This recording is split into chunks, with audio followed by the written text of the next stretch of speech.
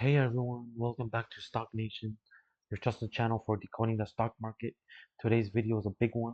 We are covering everything you need to know about the week ahead, from the economic calendar to the fear and greed index, stock heat maps, and the latest news shaping the market. I'll break it all down for you.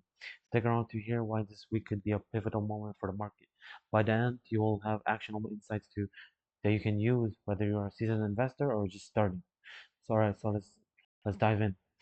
So let's kick things off with a look at today's stock market heat map. Across the board, consumer sectors are red currently, which is signaling weakness in retail and related industries. This isn't great, especially during what's supposed to be a peak in shopping season. If consumers are holding back now, it raises questions about what Q4 earnings report will look like in January. On the flip side, tech stocks are showing mixed performances, such as Nvidia, Palantir, Apple, and these top giant tech industries. However, some major players are holding their ground, but we are not seeing any significant breakouts. Tech often leads a market recovery, so it's worth keeping an eye on how this sector evolves through the week. Energy stocks are another area to watch, especially with the crude oil inventories expected to drop. A tighter supply often leads to price hikes, which could benefit energy companies but also increase costs for transportation heavy industries.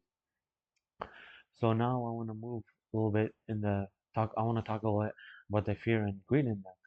So uh, this fear and greed measures investor sentiment, and right now the index is firmly in the fear zone, and it's been in the fear zone for a few days now. This means many investors are cautious or even nervous about the market's short-term direction. Historically, fear often drives down stock market prices as people sell off riskier assets. But here's but on but on the flip side, fear can also present buying opportunities for long-term investors. And think about it this way: why when everyone else is selling, it might be the perfect time to buy quality stocks at a discount price. And of course, this isn't financial advice, just something to consider as you build your strategy. Because I've been investing for years now, and many of these dips are known as buying opportunities, and they're perfect times for new investors to get any stock that they want a discounted price. So I would definitely recommend taking action on when big stocks like this take dips. Um, Anyways, moving on into the economic calendar, um, we see on Monday, December 23, the durable goods orders report came out at 8:30 a.m. And these are big purchases like machinery or appliances, and they're expected to drop by 1.1%. This could signal potential slowdown in the business spending. And also another report coming out is CP consumer confidence at 10 a.m. And this measures how optimistic people feel about the economy. The forecast is currently 104.7, which is a drop from last month, and lower confidence could spell trouble for sectors like retail and travel. And we also see the new home sales report at 10 a.m. Sales are expected to tick up to as 664,000, which could be a good sign for housing market. Markets close early for Christmas Eve on December 24, but we will get updates on durable goods and new home sales. And the stock market will be closed on December 25. And on December 26th, we will have the initial jobless claim report at 8:30 a.m. This week's claims are forecast at 218,000, which is slightly better than last week. A strong labor market could provide a boost to investor confidence. And lastly, for this week, on Friday, December 27th, we see the crude oil inventories at 1 p.m. with a forecasted draw of negative 1.6 million barrels. Oil prices could spike, impacting both energy stock and consumer spending. One thing that I do want to mention is the dollar cost averaging, which is also known as DCA, which is one of my main strategy for new investors. So let's take a moment to talk about dollar cost averaging, which is also known as DCA. DCA is a strategy where you invest a fixed amount of money at regular intervals, regardless of the stock price. So, for example, if let's say, for example, you might put $100 into a stock every week, whether it's up or down. And Why does this work? It, so I'll name you guys three things why this works. So the first thing is it reduces the impact of volatility. Instead of trying to time the market, which is nearly impossible by the way, you spread out your investments. This helps you avoid buying too much at peak price. And second thing is it builds discipline. Regular investing takes emotion out of the equation, and you are not panicking when the price drops or getting overexcited during rallies.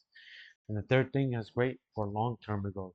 If you're investing for the future, dollar cost averaging helps you steadily build your portfolio over time. Also, for example, let's say you want to invest in an index fund, right? By using DCA strategy, you're buying shares when they're cheap, and when they're expensive, you're averaging out your costs over the long run. So this strategy is particularly useful in a market like this, where fear and uncertainty are high. And the next thing I want to also talk about is market strategies and how to approach this week. Now we have talked about DCA. Let's explore other strategies you can use.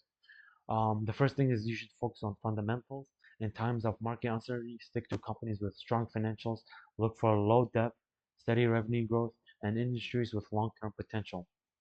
Second thing is to diversify your portfolio.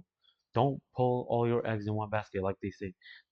Diversification can help protect your investments from big swings in any single sector. Third thing is to stay liquid. Keeping some cash on hand is a good idea, especially during volatile times, because it gives you flexibility to take advantage of buying opportunities when they rise. Like I previously said, when stocks go down, that's like a discount.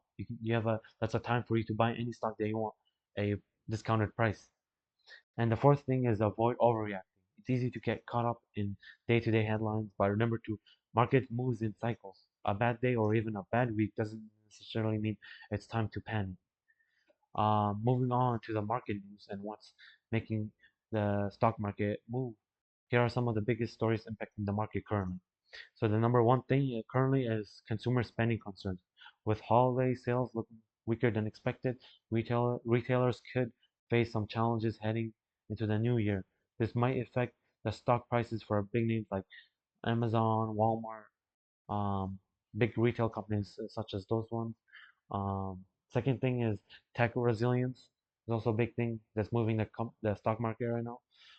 Even though the broader market is shaky currently, certain tech stocks continue to perform well, such as Nvidia, like I previously said, Palantir, Meta, Google, and all those good stocks. And this can signal a broader recovery, or is this just a temporary bounce? We don't know. However, another thing that's very important that's driving the market is energy market volatility. Oil prices could see a major swing this week, especially with inventories tightening. This will be important to watch not just for energy stocks, but also for sectors like transportation and manufacturing. So my final thoughts on this. So what's the bottom line? This week has all the makings of a volatile market. But does this mean you need to sit on the sidelines? No. Use strategies like DCA, data dollar cost averaging to stay consistent, focus on quality investments, and always keep an eye on the bigger picture. Thanks for tuning in to StockNation. If you found this video helpful, don't forget to like, subscribe, and comment. And let me know in the comments, what's your take on this week's market? Are you buying, holding, or staying cautious? Let me know below. I'll see you guys in the next video. Take care.